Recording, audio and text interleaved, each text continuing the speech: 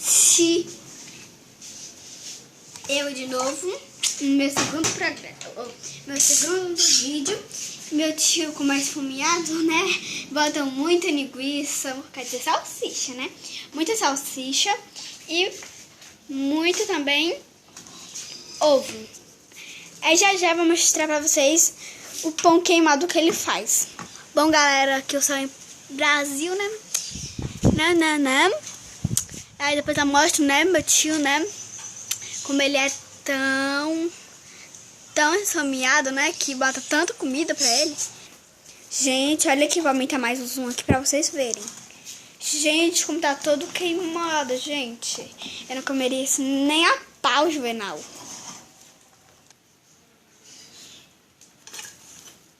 Gente, saiu meio assim, né? Mas, né? É o jeito. Mas depois a gente vai comprar uma sanduicheira quando tiver dinheiro, né? Ó, dinheiro. Gente, ele é tão estranho, gente, que até vai botar farofa.